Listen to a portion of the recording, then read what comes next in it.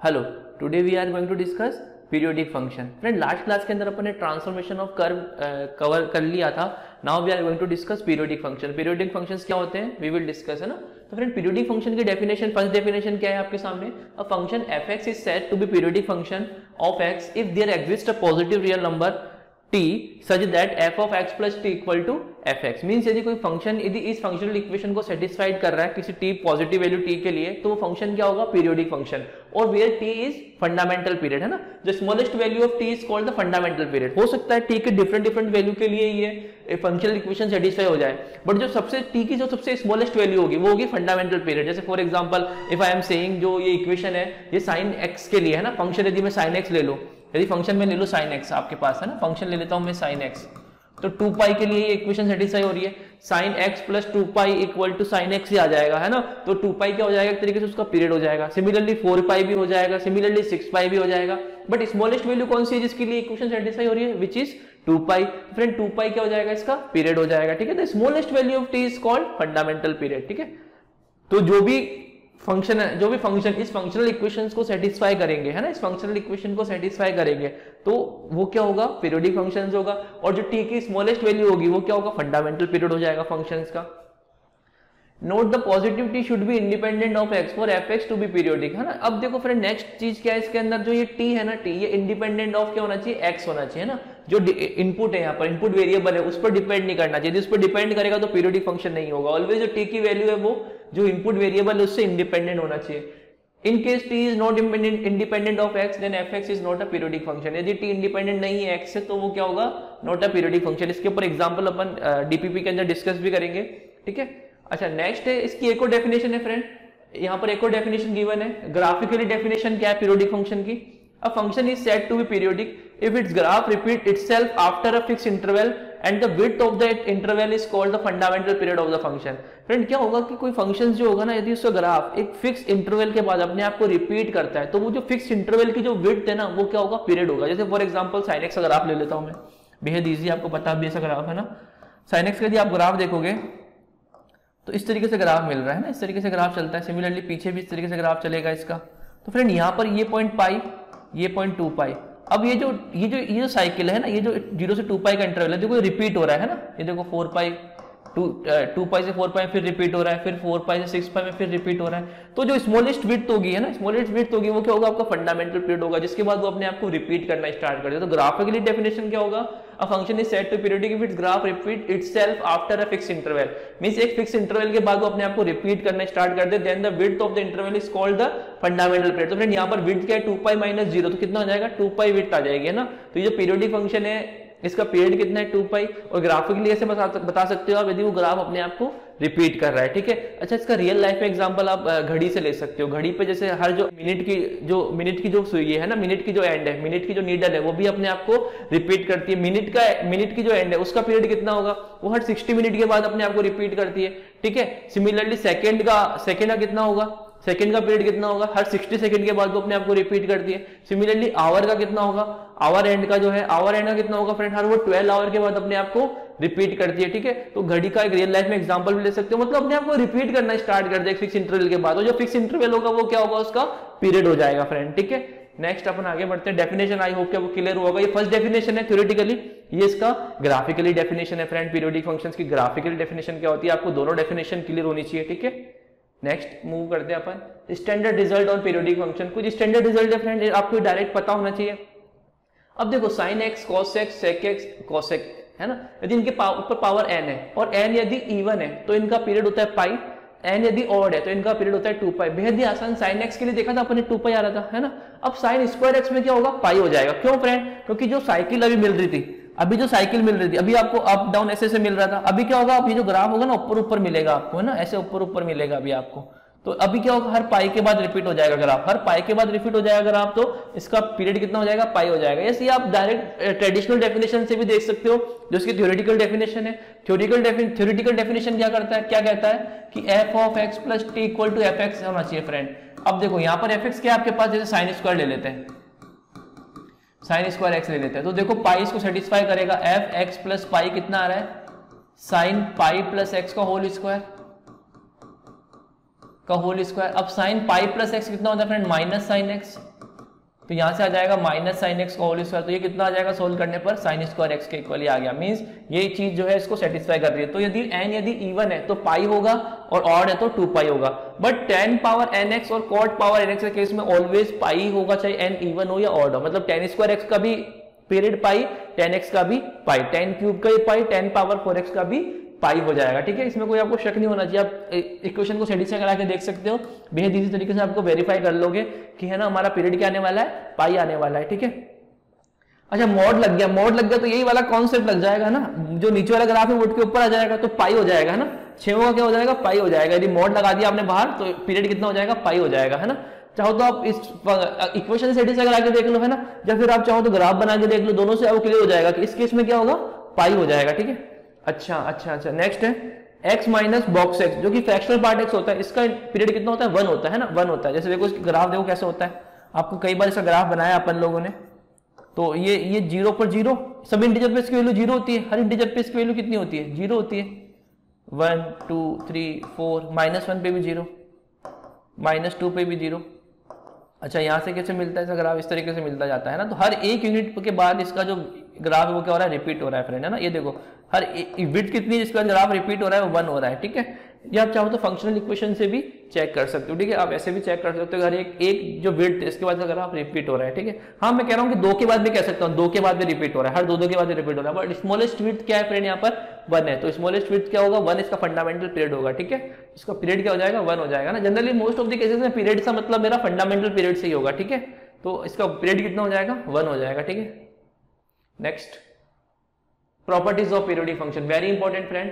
If fx has a period t, fx का period t है, then fcfx, मतलब आपने स्केलिंग कर दिया तो उससे पीरियड पे कोई इफेक्ट नहीं आएगा। क्यों नहीं आएगा फ्रेंड, जैसे sin x का पीरियड कितना है, 2 पाई, मैं कह रहा हूं 2 sin x का कितना होगा, तो फ्रेंड 2 sin x से कोई इफेक्ट नहीं आने वाला। ये केवल क्या करेगा, हमने देखा है ट्रांसफॉर्मेशन ऑफ कर्व में, जैसे sin x का ग्राफ है, अब 2 sin x का क्या होगा, वो 2 यूनिट्स ग्राफ ऐसे होगा बस, है ना। y एक्सिस पे 2 यूनिट मैक्स से वैल्यू मिलेगी, लेकिन अभी भी जो विड्थ है जिसका जो रिपीट करने स्टार्ट करेगा वो अभी भी 2 पाई है, वो भी कितनी है, 2 पाई है। तो इस केस में भी पीरियड कितना होगा, 2 पाई होगा। मींस यदि आपने फंक्शन के बाहर कुछ मल्टीप्लाई किया है तो उससे पीरियड पे इफेक्ट नहीं आएगा, है ना। तो cfx is periodic with t, जैसे fx यदि पीरियड विद t है तो cfx भी पीरियोडिक होगा with t, because when c is multiplied to fx the range of the function will get amplified times c times, but the period will remain unaffected. Friend देखो क्या कहना चाह रहा है कि रेंज अफेक्टेड होगा, रेंज c टाइम्स हो जाएगा। पहले 1 था, अब 2 से मल्टीप्लाई कर दिया तो 2 और -2 के बीच में हो गया, बट पीरियड अभी भी वही रहेगा। ठीक है, ये कॉन्सेप्ट पता होना चाहिए आपको, है ना। ये सारी प्रॉपर्टीज बहुत इंपॉर्टेंट है। सेकंड प्रॉपर्टी मूव करते हैं, fx plus minus c is periodic with t, मतलब ये कह रहा है कि आपने x के अंदर कुछ प्लस माइनस किया तो भी पीरियड पे कुछ इफेक्ट नहीं आएगा। क्यों, क्योंकि fx प्लस माइनस c करने से क्या होगा, तो पूरा ग्राफ राइटवर्ड शिफ्ट होगा, पूरा लेफ्टवर्ड शिफ्ट होगा, बट वो पूरा का पूरा ग्राफ शिफ्ट होगा। तो विड्थ अभी भी वो रिमेनिंग कांस्टेंट बनी हुई है, विड्थ की अभी भी है वो कांस्टेंट बनी हुई है। जैसे फॉर एग्जांपल मैं आपको बताऊं, sin x का यदि पीरियड 2 पाई है तो sin x माइनस 4 का भी कितना होगा, 2 पाई होगा, है ना। sin x माइनस 4 का पीरियड भी कितना होगा फ्रेंड, 2 पाई होगा। अब sin x माइनस 4 की शक्ल कैसे बनेगी, मैं इसका बता रहा हूं, 2 पाई तो आपको इसका पता है कैसे हो रहा है। sin x minus pi by 4 की शक्ल कैसे बनेगी, पाई बाय 4 ग्राफ आगे शिफ्ट हो जाएगा, तो यहां से ग्राफ बनना स्टार्ट होगा एक तरीके से, और ये इस तरीके से ग्राफ चलेगा। ठीक है, और ये पीछे भी चलता जाएगा। अच्छा अभी ये पॉइंट कौन सा है, पहले पाई बाय 4 है, अभी ये पाई बाय 4 पे 0 हो रहा है। पहले ये पॉइंट होता था जब sin x ग्राफ बनाते थे, पाई होता था, अभी हो जाएगा ये pi plus pi by 4। Similarly ये 2 पाई होता था, ये हो जाएगा 2 पाई प्लस पाई बाय 4। अभी देखो इसका इंटरवल देखो, इस विड्थ का इंटरवल देखो, है ना, इस इंटरवल का विड्थ देखो, सॉरी इस इंटरवल का विड्थ देखो कितना है, 2 pi plus pi by 4 minus pi by 4, कितना आ रहा है, 2 पाई आ रहा है। तो अभी भी पीरियड कितना है फ्रेंड, 2 पाई है, इसका 2 पाई तो इसका भी 2 पाई है, क्योंकि पूरा का पूरा ग्राफ शिफ्ट हो गया तो विड्थ तो भी सेम ही रही ना। तो फ्रेंड यहां पर यदि आप शिफ्टिंग कर रहे हो x प्लस माइनस c से, आप लेफ्टवर्ड या राइटवर्ड शिफ्ट कर रहे हो, तो ग्राफ पे कोई पीरियड पे कोई इफेक्ट नहीं आने वाला, है ना। Period will remain same. ठीक है, पीरियड पे कोई इफेक्ट नहीं आएगा। नेक्स्ट प्रॉपर्टी की ओर मूव करते हैं, fx प्लस माइनस c। अब आपने फंक्शन के बाहर प्लस माइनस c ऐड कर दिया, इस पीरियोडिक विद पीरियड t, इसमें भी पीरियड पे कोई इफेक्ट नहीं आएगा। जैसे फॉर एग्जांपल मैं आपको बताऊं, sin x का पीरियड है 2 पाई, अब मैं पूछ रहा हूं आपसे sin x प्लस 3 कितना होगा, तो फ्रेंड sin x प्लस 3 का भी कितना होगा पीरियड, 2 पाई। कैसे फ्रेंड, रीजन देखो इसके पीछे, जैसे sin x का ग्राफ बनाते हो आप, है ना, अभी मैं sin x प्लस 3 का बना रहा हूं, तो 3 से स्टार्ट, 3 पे क्या होगा, 3 0 पे 3 होगा, है ना, तो इस तरीके से ग्राफ बनना स्टार्ट होगा। अच्छा 3 यूनिट ग्राफ पूरा ऊपर चला जाएगा, पहले जो बनता था वो 3 यूनिट ऊपर चला जाएगा, तो अब जो ग्राफ मिलेगा इसका वो इस तरीके से मिलेगा, है ना, ठीक है, इस तरीके से मिलेगा। तो फ्रेंड अभी भी जो इंटरवल है, जो विड्थ है, वो तो सेम ही रही, जिसके बाद वो रिपीट करना स्टार्ट करेगा, वो तो 2 पाई है आज भी, तो वो यदि आज भी 2 पाई है तो फ्रेंड पीरियड कितना रहेगा, 2 पाई ही रहेगा। Fourth very important, fx is periodic with period t, then function cfx where c belongs to real number minus 0 is also periodic with period c t by mod c। Friend यहाँ पर जाके effect आना start होता है, यदि आपने x के साथ स्केलिंग करी है तो पीरियड अब चेंज होगा, पीरियड क्या होगा, x बाय सी टी, यदि पहले t था तो अभी क्या हो जाएगा, t बाय mod c। जो x का कोफिशिएंट है वो कहाँ चला जाता है, डिवाइड में चला जाता है। तो फ्रेंड ये बहुत इंपॉर्टेंट कॉन्सेप्ट है। जैसे फॉर एग्जांपल मैं कहना चाह रहा हूँ आपको कि साइन एक्स का पीरियड यदि 2 पाई है तो साइन 2x का कितना होगा, 2 पाई बाई 2, बोले तो पाई हो जाएगा। अब मैं पूछ रहा हूँ साइन x बाई 2 कितना होगा, तो ये होगा 2 पाई बाय 1 बाई 2, ये 2 पर आके 4 पाई हो जाएगा। ठीक है, इसके पीछे रीजन देखो फ्रेंड ऐसा क्यों हो रहा है, क्योंकि पहले जब आप ग्राफ बना रहे थे, साइन एक्स का ग्राफ आपने बनाया, यदि तो साइन एक्स का ग्राफ आपने बनाया है, सिंपल सा ना, बेहद ही आसान बना लिया, ये 2 पाई के बाद रिपीट हो रहा है। लेकिन जब साइन 2x का बनाओगे तो 2 पाई के अंदर वो 2 बार अपनी साइकिल कंप्लीट कर जाएगा, एक बार तो वो पाई बाय 2 के अंदर हाफ साइकिल कंप्लीट कर जाएगा। ठीक है, मींस एक तो ऐसे कर जाएगा फिर ऐसे कर जाएगा, मतलब हर पाई के बाद वो रिपीटेशन करना स्टार्ट कर देगा, हर पाई के बाद उसका रिपीटेशन स्टार्ट होगा, है ना। तो 2 पाई में 2 बार साइकिल कंप्लीट कर जाएगा, मींस वो हर पाई के बाद रिपीट कर रहा है। लेकिन साइन एक्स बाई 2 के इसमें क्या होगा, वो 2 पाई पे जाके हाफ साइकिल और 4 पाई पे जाके अपनी एक साइकिल कंप्लीट करेगा, मतलब हर 4 पाई के बाद रिपीट करेगा। तो इसका पीरियड सही है, 4 पाई आ रहा है। तो पीरियड की हेल्प से आप ग्राफ भी इजीली बना सकते हो, है ना, ग्राफ में भी आपको हेल्प मिलेगी, हर 4 पाई के बाद रिपीट हो रहा है तो उसको रिपीट करते हुए चलना है। ठीक है, आई होप कि आपको ये वाला कॉन्सेप्ट समझ में आया होगा। ये ध्यान रखना है कि इसी केस के अंदर केवल पीरियड में इफेक्ट आता है, बाकी इन शिफ्टिंग से कोई इफेक्ट नहीं आता। If fx is periodic with period t, then kfx cx plus d। अब इन सभी ऑपरेशंस को मैंने एक फंक्शन में लिख दिया है, स्केलिंग भी कर दी, x के साथ स्केलिंग भी कर दी, प्लस d भी कर दिया, has period t by mod c। Friend देखो, केवल k इफेक्ट नहीं डालेगा, d इफेक्ट नहीं डालेगा, केवल और केवल जो इफेक्ट डालेगा वो होगा x का कोफिशिएंट। तो x का कोफिशिएंट का यहाँ पे डिवाइड आ गया, hence period is affected by coefficient of x only, है ना। ये डिस्कस कर चुके अपन ऊपर कि केवल x का कोफिशिएंट अफेक्ट करता है पीरियड को, बाकी कोई अफेक्ट नहीं करने वाले। ठीक है, next, every constant function is always periodic with no fundamental period. Friend every constant function होते हैं वो पीरियोडिक होते हैं, लेकिन कोई इनका फंडामेंटल पीरियड हम बता नहीं सकते कि यही होना चाहिए। ठीक है, मिनिमम कुछ भी हो सकता है वो, है ना। तो हम क्या बोल देते हैं कि constant function are periodic with no fundamental period. ठीक है, next G point, if you restrict the domain within a fundamental period then the function will become bijective and then inverse can be calculated. Friend आपको एक बात ध्यान रखनी पड़ेगी, जितने भी पीरियोडिक फंक्शंस हैं इनका इनवर्स डिफाइन नहीं होगा, क्योंकि यदि पीरियोडिक है मतलब अपने आप को रिपीट करेंगे यदि ग्राफ, तो ये क्या हो जाएंगे, मैन्युअल हो जाएंगे। और मैन्युअल होने के बाद हमने देखा था इनवर्स फंक्शन डिफाइन होने के लिए फंक्शन कैसा होना चाहिए, 1 1 होना चाहिए। तो फ्रेंड यहाँ पर एक बात कह रहे हैं कि यदि आप डोमेन को रेस्ट्रिक्ट कर देते हो फंडामेंटल पीरियड के अंदर मींस फंडामेंटल पीरियड के अंदर कुछ पार्ट आप उसको लेते हो केवल, है ना, फंडामेंटल पीरियड का कुछ पार्ट यदि आप लेते हो, डोमेन के ऊपर रेस्ट्रिक्ट लगा देते हो within a fundamental period, then the function will become bijective, है ना। उस केस में आप बाइजेक्टिव बना सकते हो, अदरवाइज वो बाइजेक्टिव नहीं बन पाएगा, क्योंकि यदि वो पीरियोडिक है ना, कंटिन्यूअसली पीरियोडिक है, आप उस पर रेस्ट्रिक्शन नहीं लगा रहे हो, तो फ्रेंड रेस्ट्रिक्शन नहीं लगा रहे हो आप उसके ऊपर, तो वो मैन्युअल हो गया, और मैन्युअल हो गया तो वो बाइजेक्टिव नहीं है, तो उसका इनवर्स डिफाइन नहीं करेगा। लेकिन यदि आपने बाइजेक्टिव बना दिया कंस्टेंट लगा के, तो आप इनवर्स डिफाइन कर सकते हो, है ना। तो यही पॉइंट कह रहा था, if you restrict the domain within a fundamental period, है ना, मतलब फंडामेंटल पीरियड के अंदर आप कुछ पोर्शन लेते हो आप उसका, है ना, पूरा नहीं कह रहा फंडामेंटल पीरियड भी, लेकिन यदि आप कुछ पोर्शन लेते हो उसका, then function will become bijective and it inverse can be calculated. If fx has a period p, then 1 upon fx and root fx also has a period p। Friend यदि fx का period p है, then 1 upon fx and root fx का period भी कितना होगा, p होगा। If fx and gx are two functions with period t1 and t2 respectively, hence and hx equal to fx plus minus gx or fx into gx or fx upon gx, then hx has a period LCM of t1 and t2। Very important point friend, बहुत important point है ये कि दो graph का सम, difference, multiplication और division है, यदि आप एक एक फंक्शन का तो निकाल लेते हो पीरियड अभी, लेकिन यदि दो फंक्शंस का सम, डिफरेंस, प्रोडक्ट और डिवीजन फॉर्म में हो, तो उस केस में हम पीरियड कैसे निकालेंगे, दोनों का एलसीएम लेंगे। फ्रेंड इस कॉन्सेप्ट को समझने के लिए एक रियल लाइफ एग्जांपल लेता हूं मैं। सपोज करो मेरे पास है ना, यहाँ पर दो फ्रेंड है, ए और बी दो फ्रेंड है, ठीक है, ए फ्रेंड ये रहा और बी फ्रेंड ये रहा, है ना। वो यहाँ से जंप करना स्टार्ट करेंगे, है ना, ठीक है। और ये टाइल्स लगी हुई है, 1 2 फ्लोर नहीं होती, उस पर टाइल्स लगी हुई है, लेट्स अज्यूम 1 2 3 4 5 6 7 8 9 10 11 12 13 14। अब है ना यहाँ पर एक कंडीशन दे रखी है फ्रेंड आपको कि जो ये जंप करेंगे ना, ये जंप करेंगे, ए जो है वो हर अल्टरनेट पे जंप करेगा और बी जो है ना यहाँ से जंप करना स्टार्ट करेंगे। ए जो है ए और बी जंप करना स्टार्ट करेंगे। ए हर अल्टरनेट पे जंप करेगा और बी जो है वो हर दो को छोड़ के जंप करेगा, है ना। तो ए जंप करेगा अल्टरनेट के ऊपर, है ना, यहाँ से स्टार्ट करा देते हैं उनकी जंपिंग, है ना, ठीक है। ये इस तरीके से जंपिंग करना स्टार्ट करा देते हैं इनकी एक तरीके से। ये टाइल्स लगे लेट्स से ए हर एक को छोड़ के जंप करेगा तो ए की जंपिंग इस तरीके से होगी, है ना, 4 6 8 10 12 14। बी जो है हर दो को छोड़ के जंप करेगा तो इसकी जंपिंग इस तरीके से होगी थर्ड पे, फिर 6 पे आके दोनों मिल जाएंगे। अच्छा अच्छा अच्छा अच्छा।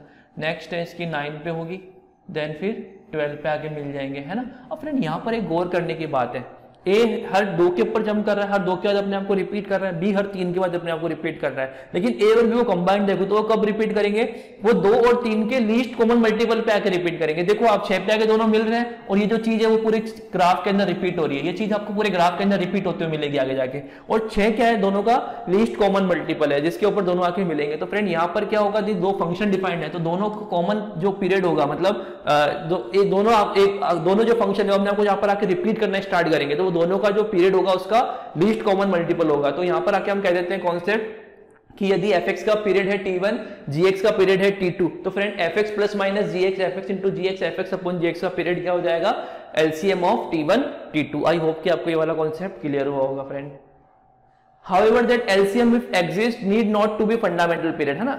इस जरूरी नहीं है कि जो LCM निकाला है फंडामेंटल पीरियड हो, है ना। जिससे पहले इसको एक एग्जांपल से समझाता हूं मैं। जैसे सपोज करो फ्रेंड, एक एग्जांपल है fx equal to sin x plus cos x, तो इसका पीरियड कितना होगा, sin x का पीरियड 2 पाई, cos x का पीरियड 2 पाई, तो इसका पूरा का पीरियड कितना हो गया, 2 पाई हो गया, है ना। ये आंसर है, पीरियड कितना हो गया 2 पाई। बट फ्रेंड यहाँ पर क्या कह रहा है, however that LCM if exists need not to be fundamental period, जरूरी नहीं है कि फंडामेंटल पीरियड हो, है ना। जैसे फॉर एग्जांपल मैं ले रहा हूँ sin power 4x plus cos power 4x, तो ये इवन है तो इसका पीरियड पाई है, इसका पीरियड भी पाई है, तो अकॉर्डिंग टू दैट रूल के पाई होना चाहिए, बट पाई नहीं होके फ्रेंड इसका कितना होगा, π/2 होगा। पाई पीरियड है बट पाई फंडामेंटल पीरियड नहीं है, तो आपको क्या करना पड़ सकता है, जब आप इस लो को अप्लाई कर रहे हो, एलसीएम निकाल रहे हो, तो आपको इनके प्रीवियस वाले भी चेक करने पड़ सकते हैं। जरूरी नहीं हो कि जो आपने निकाला फंडामेंटल पीरियड हो। तो यहाँ पर यदि पाई फंडामेंटल पीरियड नहीं है, मतलब एक बार आपको पीछे चेक करना पड़ेगा कि कोई बस तो नहीं था पॉइंट जिस पर पहले इसका पीरियड आ जाए। तो फ्रेंड पाई से पहले जो पॉइंट है जिस पर साइन और कोस एक दूसरे को इंटरचेंज कर सकते हो, π/2 है। π/2 चेक करो एक बार, x प्लस π/2 कितना आ रहा है, तो यहां से कितना आएगा, sine π/2 plus x cos x, और cos की पावर 4 आ जाएगा, cos π/2 plus x minus sine x, लेकिन पावर 4 है तो वो साइन पावर 4x हो जाएगा।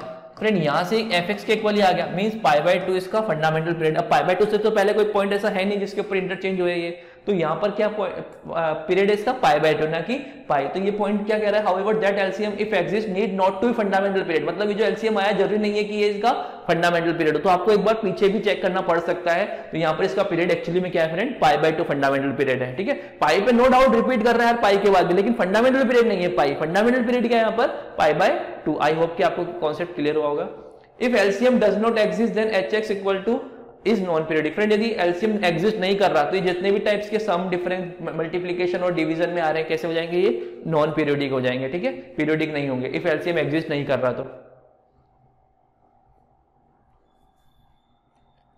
Next, period of composite function. अब फ्रेंड कंपोजिट फंक्शंस में क्या होता है, if fx is a period t then period of composite function gfx कितना हो जाएगा, t हो जाएगा। सेम कहानी फ्रेंड यहाँ पर भी और लगेगी कि t जरूरी नहीं है कि इसका फंडामेंटल पीरियड हो, आपको हो सकता है उससे पहले पॉइंट पर भी चेक करना पड़ सकता है, ठीक है।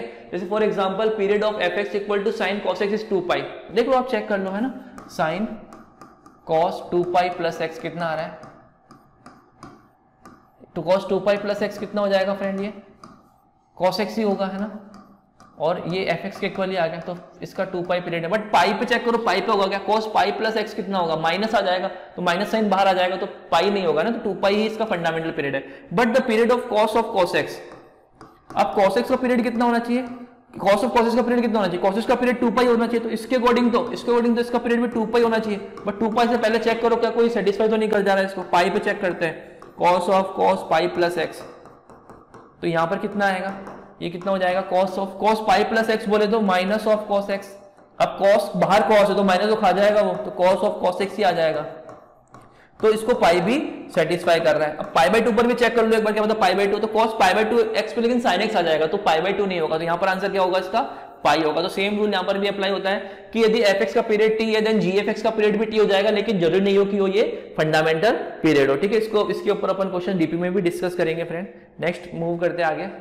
अच्छा एक क्वेश्चन है, इफ आर से R be a periodic function and let there be exist a constant k not equal to 1 such that k f x is again a periodic function having same period as f x, then f x is. Friend एक f x एक function, f एक function दिया हुआ है जिसका period let's assume lambda है ना, और आपको कहा है कि के एफ एक्स भी सेम पीरियड पे ही है, मतलब इसका पीरियड कितना हो जाएगा, लैम्डा हो जाएगा।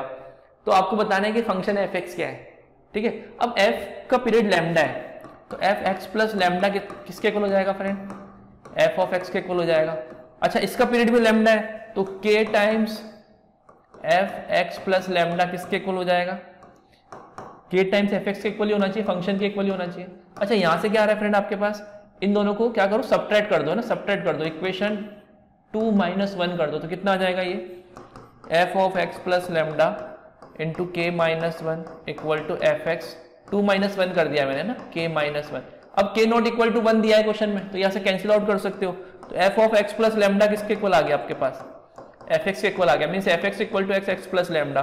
तो ये तो 1 के इक्वल तो नहीं है, -1 0 है ना, डिटरमाइन नहीं कर सकते फ्रेंड। यहाँ से हम कह नहीं सकते कि एफ एक्स क्या होगा, कुछ भी हो सकता है वो है ना, यहाँ से हम कह नहीं सकते कि एफ एक्स क्या होगा, तो क्या आंसर हो जाएगा, कैन नॉट बी डिटरमाइंड हो जाएगा, है ना, क्योंकि हमारा लैम्डा भी अज्यूम की हुई क्वांटिटी है, हमको दिया नहीं है क्वेश्चन के अंदर, तो हम कुछ कह नहीं सकते कि कंफर्म वे के अंदर निश्चित रूप से नहीं कह सकते कि यहाँ पर एफ एक्स क्या होना चाहिए, तो can not be determined answer हो जाएगा, ठीक है।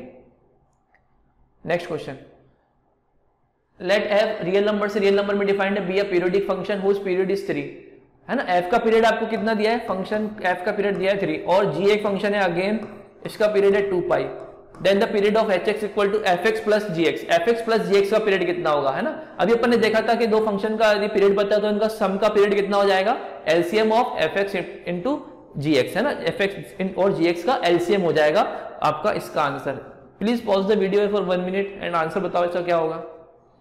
आई होप कि फ्रेंड आपने आंसर बताया होगा, और कई लोगों ने 3 और 2 पाई का एलसीएम 6 पाई कर दिया होगा, है ना। फ्रेंड यहाँ पर आप बेसिक सी चीज पे कंसंट्रेट करना होगा कि एलसीएम जो है, LCM of rational number and irrational number not defined. एक रैशनल नंबर और एक इर्रेशनल नंबर का एलसीएम आप कभी नहीं ले सकते, है ना। क्या आएगा इसका answer, not defined. Rational rational का चल जाएगा, इर्रेशनल इर्रेशनल का होता है, लेकिन दोनों की जो शक्लें वो सेम टाइप की होनी चाहिए, उसमें मैं एग्जांपल भी लूंगा। लेकिन रैशनल और इर्रेशनल नंबर का कभी भी एलसीएम आप नहीं डिफाइन कर सकते हो, है ना। यहाँ पर 3 एक रैशनल नंबर है और 2 पाई एक इर्रेशनल नंबर है, तो दोनों का जो एलसीएम होगा वो कभी भी डिफाइन नहीं हो पाएगा। सपोज करो यदि आप 6 पाई कह देते, सपोज करो 6 पाई कह देते, अभी आप खुद को आपका आंसर चलेगा कि गलत क्यों है, तो इसको डिवाइड करो 3 से, ये कितना आ रहा है, 2 पाई। क्या है, कोई इंटीजर आ रहा है क्या, जबकि डिविजल होना चाहिए, क्योंकि ये 6 पाई लीस्ट कॉमन मल्टीपल है दोनों का, तो इसके अंदर भी आना चाहिए, इसकी टेबल में भी आना चाहिए और इसकी टेबल में भी आना चाहिए, है ना। 3 से डिवाइड करने पे भी 3 से डिवाइड करने में भी एक इंटीजर आना चाहिए, और 2 पाई से डिवाइड करने में भी इंटीजर आना चाहिए, बट 2 पाई से तो आ रहा है, बट 3 से डिवाइड करने पे कोई इंटीजर नहीं आ रहा है, 2 पाई आ रहा है, तो वो इसके मल्टीपल है ही नहीं। तो कभी भी रैशनल नंबर और इर्रेशनल नंबर का एलसीएम नॉट डिफाइंड होता है ना, और एलसीएम ऑफ इर्रेशनल इर्रेशनल का डिफाइंड होता है, बट दोनों की शक्लें सेम होनी चाहिए। फॉर एग्जांपल मैं कह रहा हूं 2 पाई है और 4 पाई है, आप इसका जो एलसीएम में डिफाइन कर सकते हो वो कितना हो जाएगा, 4 पाई हो जाएगा। बट सपोज करो एक की शक्ल है 2 पाई स्क्वायर और एक की शक्ल है 4 पाई, अब इस केस में आप डिफाइन नहीं कर सकते, क्योंकि दोनों की जो शक्लें वो सेम टाइप की नहीं है ना, सेम प्रजाति होनी चाहिए ना, सेम कम्युनिटी की होनी चाहिए, तभी आप इनको एलसीएम निकाल पाओगे, है ना। तो एक हम कह सकते हैं कि एक तरीके से, है ना, जब तक इनकी शक्लें सेम टाइप की नहीं मिल रही हो, है ना, तो हम इसका एलसीएम नहीं फाउंड कर सकते, ठीक है। ठीक है, तो यहाँ पर आंसर क्या हो जाएगा, है ना, नॉन एग्जिस्टेंट हो जाएगा ना। आई होप कि आपको ये वाला कॉन्सेप्ट क्लियर हुआ होगा, ठीक है। Thank you class.